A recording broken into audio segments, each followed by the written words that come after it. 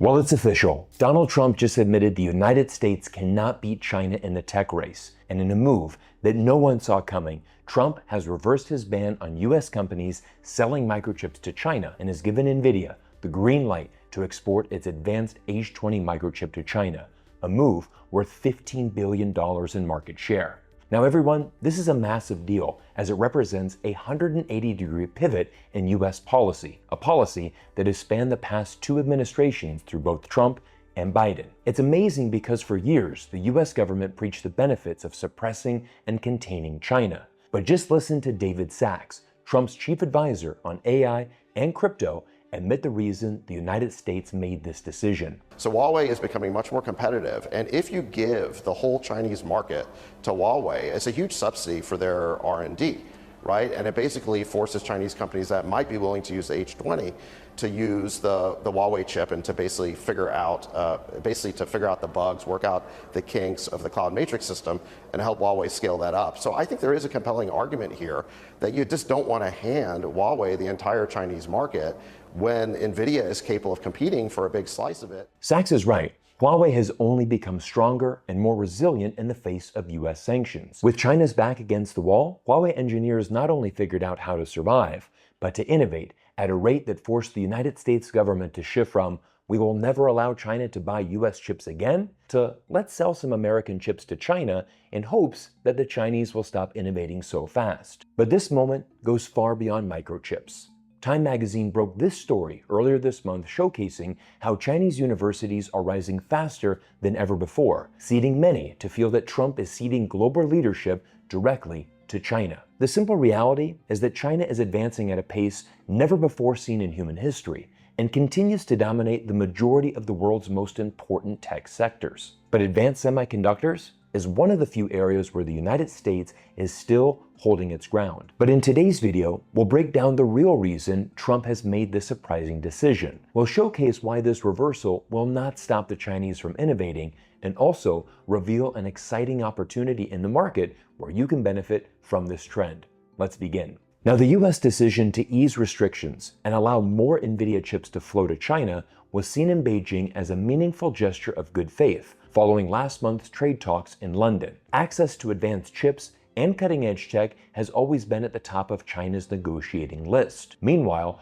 Washington has been laser-focused on one thing: rare earth minerals. China holds near total monopolies over several of most of these materials, many of which are essential in producing the very Nvidia chips the US is now exporting. Trump's move looks like a calculated play to unlock access to these minerals that the US government desperately needs to keep its military machine running. Whether it's shipping weapons to Ukraine, arming Israel, or building up the Pacific Front, the Pentagon needs these materials to stay operational. But this isn't just about rare earths. It's, of course, also about money. Nvidia is part of the so-called Magnificent Seven, along with Apple, Microsoft, Amazon, Alphabet, Meta, and Tesla. These massive companies are almost single-handedly propping up the US stock market and are massive drivers of growth for the US economy. A potential $15 billion surge in Nvidia's market share could send the stock market soaring. And when that happens, it's the billionaire class that cashes in. That includes the many ultra-wealthy investors inside Trump's own circle, who are certainly major shareholders. So this single decision of giving Nvidia some room in China hits two birds with one stone for Donald Trump. It satisfies his pressure from the Pentagon, and it delivers a massive payout to the financial elite Trump has always prioritized. A rare earth bargaining chip and a chance at a market rally on Wall Street is the kind of deal that Donald Trump couldn't resist. And honestly, this is why we pay attention to geopolitics, because as I've said many times on this channel, what happens in the White House can shift markets and create opportunities. Let me give you another case study in one of the hottest industries right now. Last week was Crypto Week in the US, and there has been so much positive news on crypto, with Bitcoin hitting all-time highs and Trump pushing hard for industry-friendly bills to progress through Congress. Crypto is now making its way into mainstream financial conversations. Simply do a Google search on Bitcoin treasury strategy, and you'll see many companies like MicroStrategy and Tesla are starting to allocate funds to cryptocurrencies. Instead of sitting on cash, companies are now choosing to hold Bitcoin on their balance sheets as a long-term store of value and hedge against inflation. Even Charles Schwab's CEO announced earlier this week the plan to launch Bitcoin and Ether spot trading. But here's where it gets interesting. There's a company called HyperBit Technologies who is the sponsor of today's video and trades under the ticker symbol HYPE in Canada, HYPAF in the US, and NS70 in Germany. Instead of buying Bitcoin outright, they're mining digital assets like Dogecoin, Litecoin, and others through highly efficient, renewable-powered operations. And it's unlike any company I've ever seen in the crypto space. HyperBit is a complete, diversified company that gives you exposure to the whole crypto industry in just one stock. And that's honestly the main reason I love this company. You have full exposure to the booming crypto industry with one stock and don't have to personally buy crypto or manage confusing wallets and keys. HyperBit is mining crypto, buying crypto, and securing crypto. And if you are interested in learning more about this unique company, I'll include their website, investor presentation, and stock tickers down in the video description below so that you can do your own homework and diversify your portfolio. But now let's get back to our story and explain how both China and Nvidia won big with Trump's newest policy. Back in January, when Trump blocked microchip sales to China, Nvidia CEO Jensen Huang got straight on a flight to Beijing. And despite the rhetoric coming from the White House, Jensen recognizes the reality of what China is like and does not fearmonger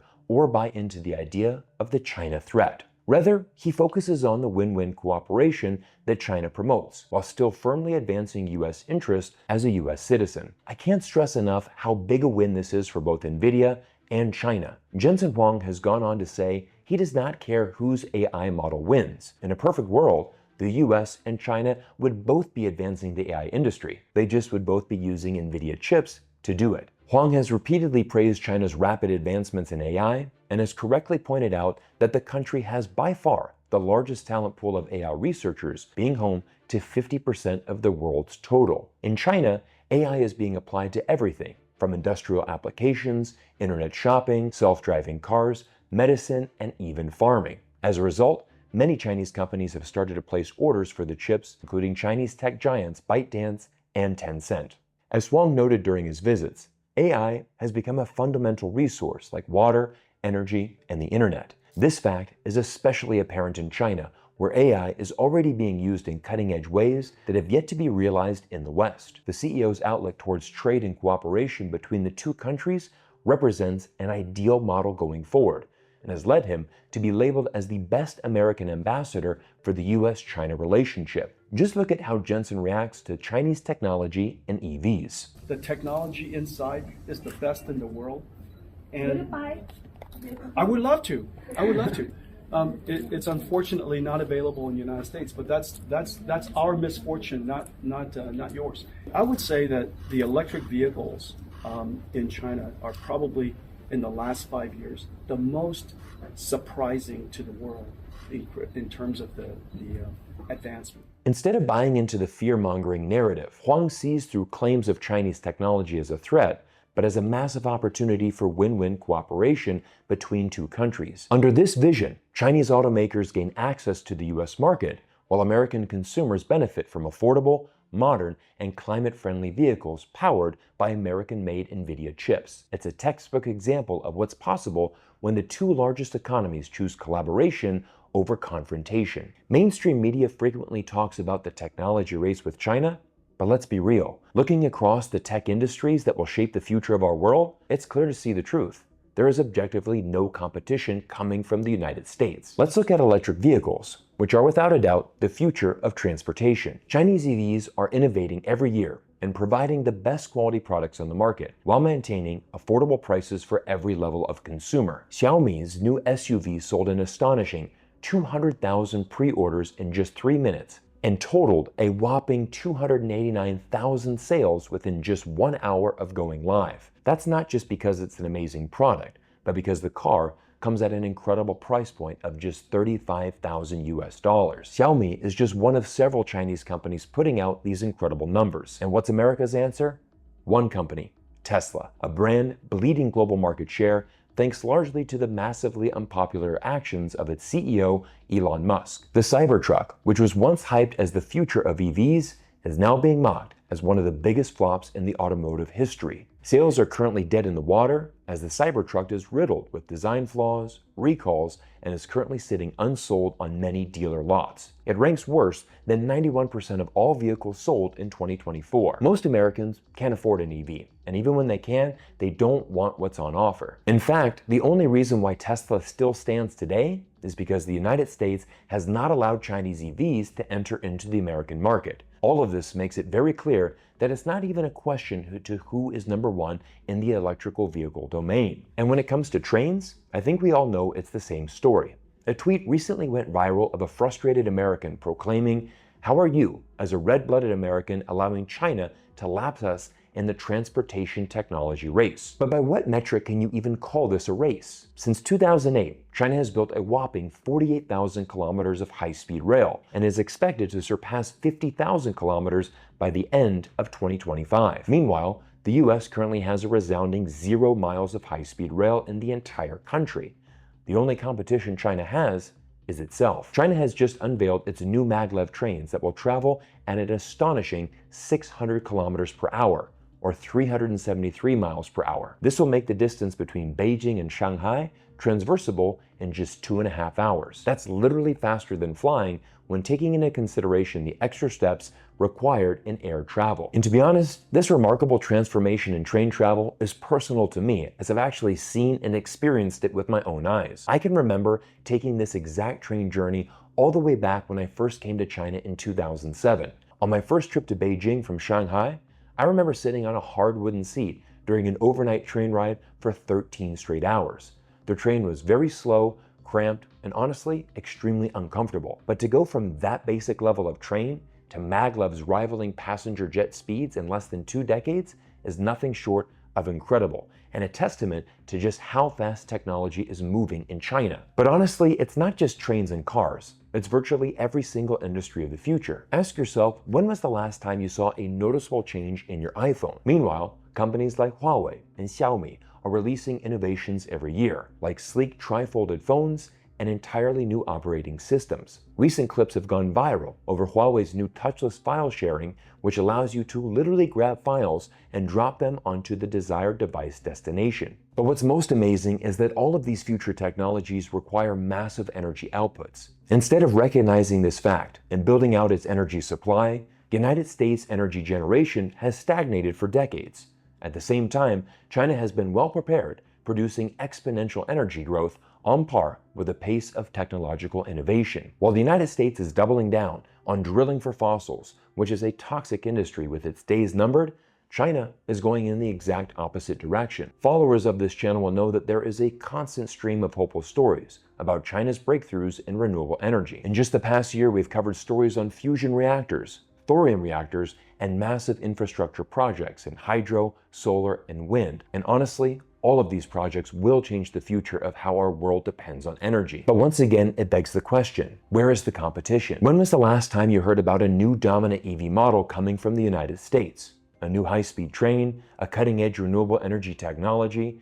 It's not just happening. And now with the green light to sell Nvidia chips to China, there is an effective admission that even America's strongest remaining edge in microchip technology also has its days numbered. Now that Nvidia's high-end chips are once again allowed into the Chinese market, could this actually backfire and hurt companies like Huawei? To be honest, the answer is no, because everything we've seen from Chinese planning suggests otherwise. China will not stop innovating because of Nvidia.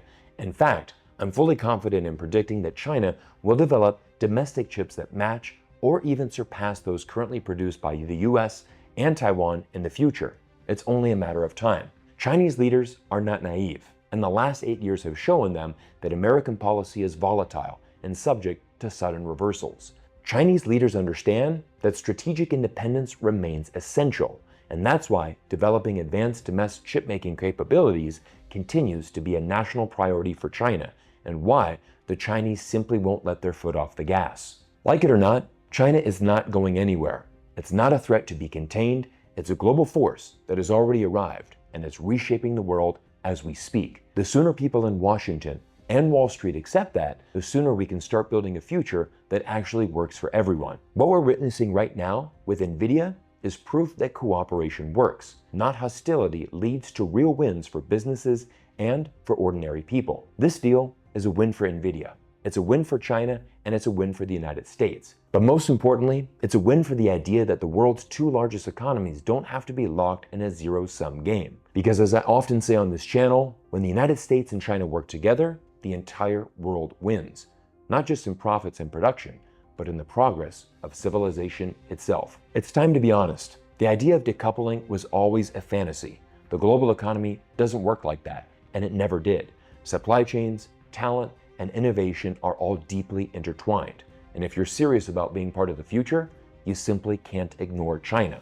And that is the main reason why Donald Trump had to reverse his decision and is now allowing America's most important tech company access to the most valuable market in the world. Everyone, if you're serious about being part of the future, you can't afford to ignore China. You have to be in the room. You have to see it for yourself. And that's exactly why I'm back here in China this summer to bring you stories from the ground that nobody else is telling. As always, I want to thank you for your continued support, and a huge thank you to HyperBit Technologies for sponsoring today's important episode.